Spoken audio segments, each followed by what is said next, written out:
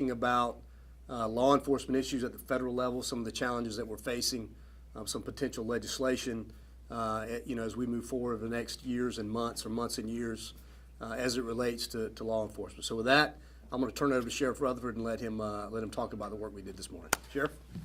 Thank you, Sheriff. I appreciate it.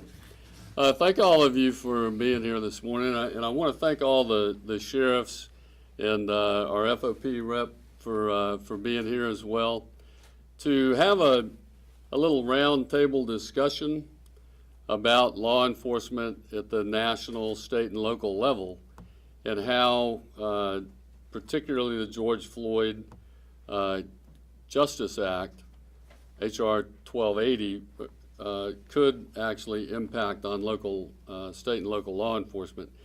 And one of the things that the Republican conference is working on right now is we've formed the American Security Task Force. And it's really looking at three elements in America right now. It's looking at the southern border, it's looking at cybersecurity, and it's looking at law enforcement across the country. And John Katko of New York is heading that up as the chairman of the task force. I've been asked to lead the law enforcement pillar of that initiative. And what we're looking to do is, with input from law enforcement across the country, look at what we can do at the federal level to better assist law enforcement in carrying out their jobs. And some of the things that we don't want to do at the national level. Many of the things that were proposed in the George Floyd Criminal Justice Act, we don't want. And I think one of the things that we need to remember most of all, and Sheriff Cook brought this up, this issue where we're talking about police reform, it sounds like there's some horrific situation that's got to be fixed. We're not talking about reforming law enforcement. What we're talking about is an evolution of best practices for law enforcement, and I think Sheriff Cook hit the nail on the head with that observation. Also recognizing that law enforcement is not, for us up here, it's not a national event. It's a local event. It's a state and local event. And for the feds to arbitrarily try to take control of state and local law enforcement is not the direction that we believe that we should be going. And so the first thing I think that, that I've heard very clearly from these sheriffs is that, we want the federal government to assist, but we don't want you coming down and mandating things across the board, because law enforcement is a local, state and local event. That's one issue that's come out of this. I think another issue that's very important is how the federal government, and this kind of ties into the first element. The second element that we talk quite a bit about is the grant procedures and how they work at the federal level, particularly burn jag and cops more. The fact that in this last appropriation cycle, they basically federally defunded police all over this country, because in Section 216, 17, and 18 of the Appropriations Bill for Criminal Justice, they put all of the George Floyd Justice Grant requirements into that bill. If you were going to you had to meet all of those if you were going to receive federal grants. These agencies are not going to be able to do that, because a lot of this they don't even control. You have to pass no-knock warrant laws, 4 different laws that would have to be passed before you would be able to qualify for a burn jag or a Cops More grant. These men and women up here don't pass law, they enforce it. And so that is a restriction that we simply cannot allow. I put an amendment on the floor to try and pull that, or in committee, I should say, to try and get those elements pulled out of the appropriations bill this year, but it passed. And so those restrictions are still in there. And that makes it seem that these grants are more a privilege than a right. And we feel, through some great conversation, that this is not, these grants should not be perceived as a privilege from the federal government. It's a right that we have. And therefore, they should not be able to tell us what we have to do to get that money.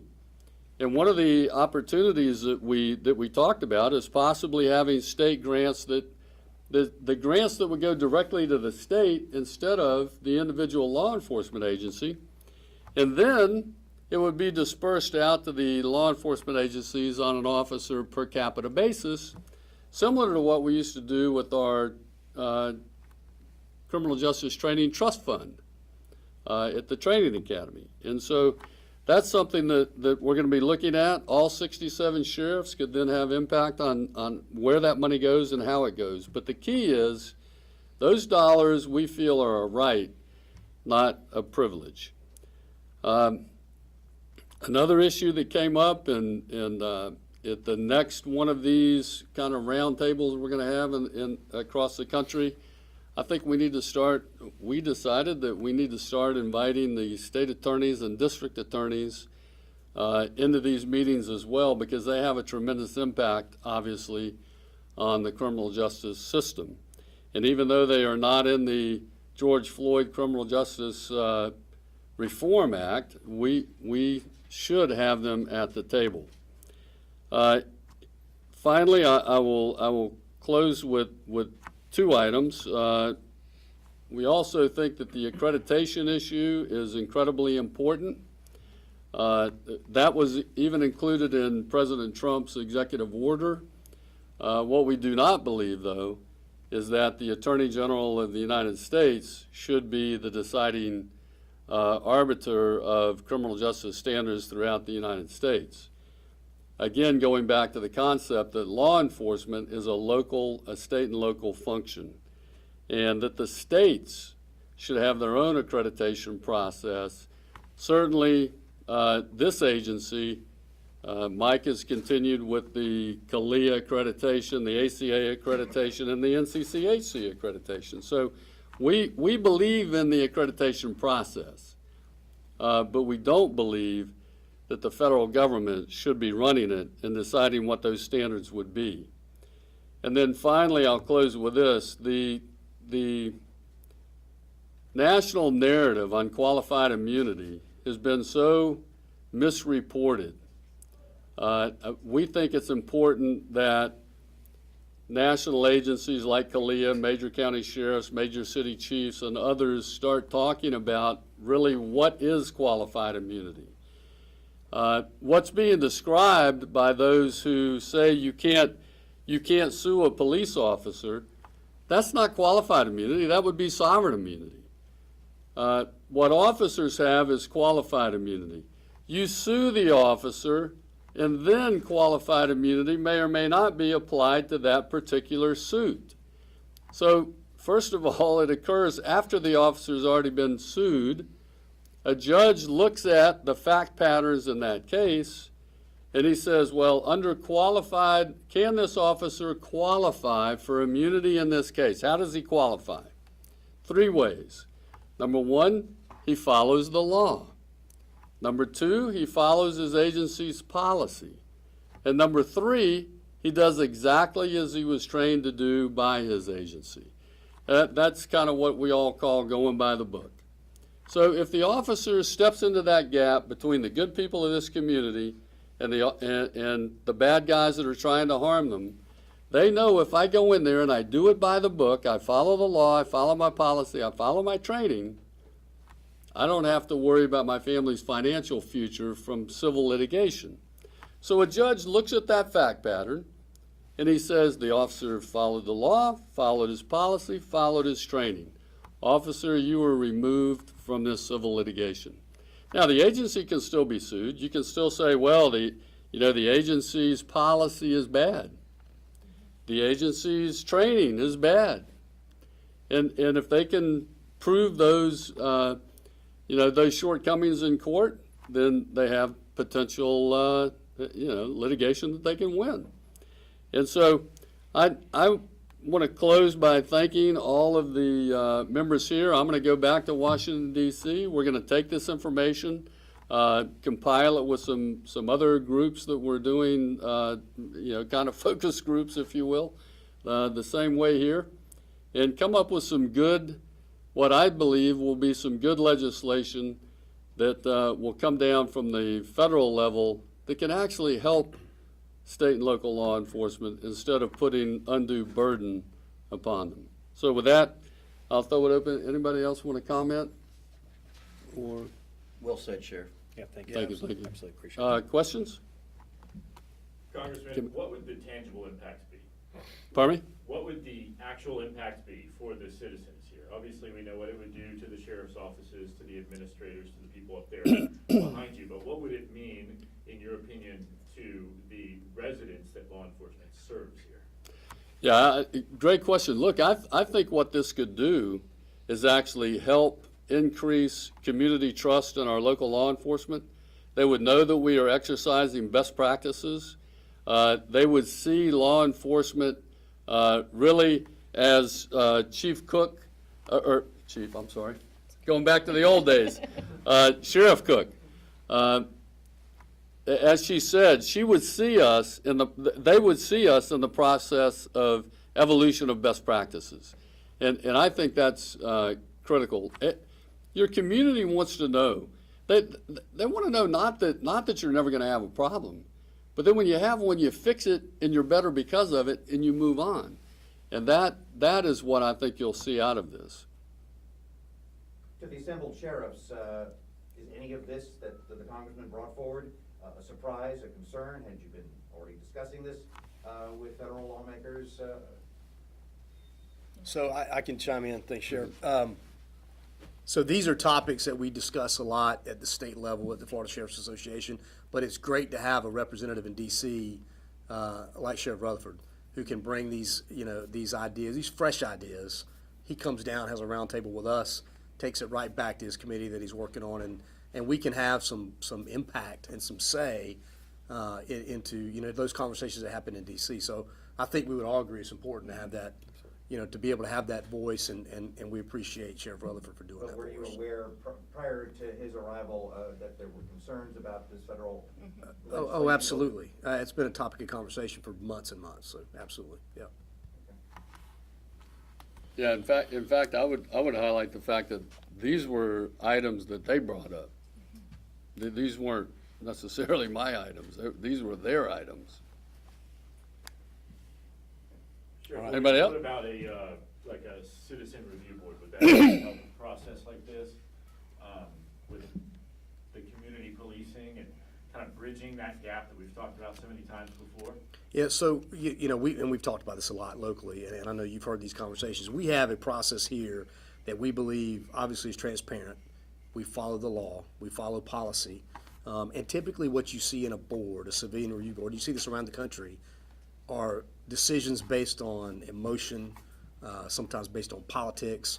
And so again, our process is open and transparent for everybody to see. I'm not a fan of civilian review boards, never have been and won't be.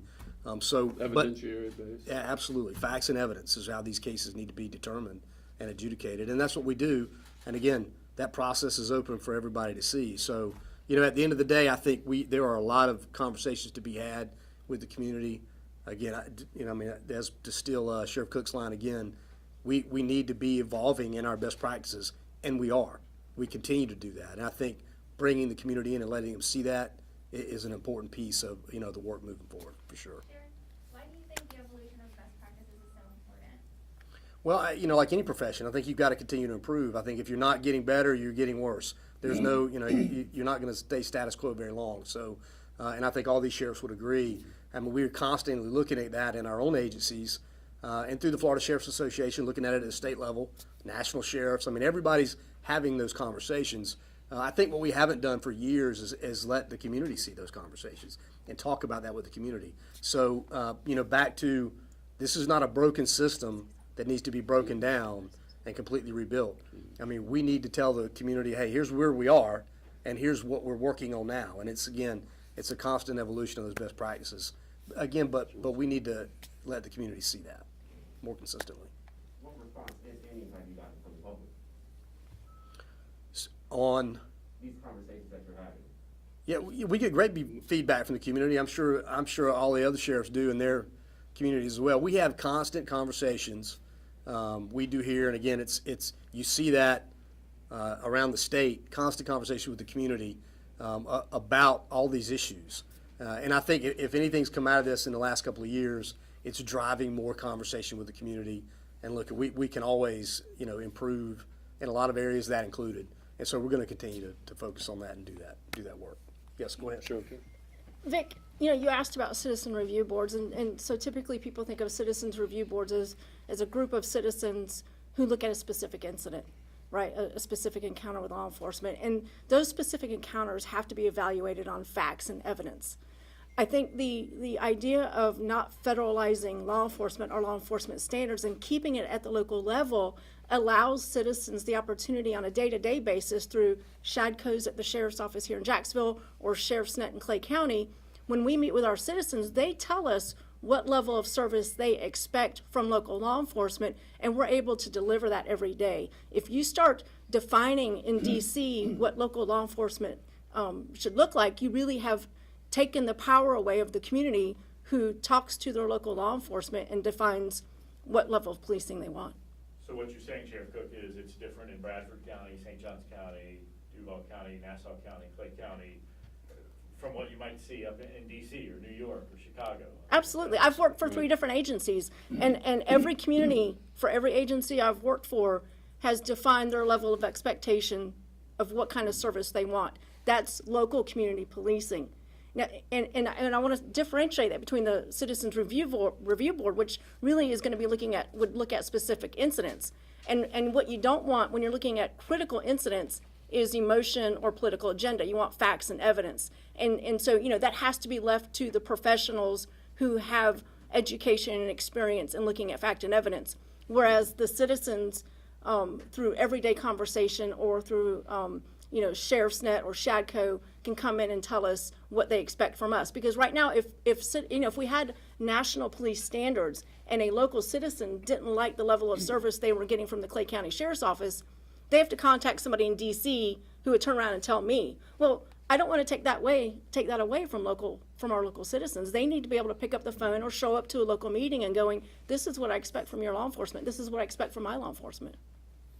Yeah, and I think that brings up a good point too, and I'm going to bring it up because I think it's important when you look at elected law enforcement leadership versus appointed law enforcement leadership, and that all of us up here have been elected as sheriffs by our community, that we're responsive to that community. More so, I think, than an individual who may be working for a mayor or a city council, where their loyalty is to that individual that had them appointed, not necessarily the individual citizens out there that elected them to a cause. And that gives these men and women the ability to really respond to their community, and I think that's very important, and that's why I think elected versus appointed, I would come down on the side of elected every time. Thank you all very much. Thank you. How you doing? Doing good. Good, thank you. How are you, man? well. Yeah, doing good. Feel better. Hey, can I pull to the side? Just, Yeah.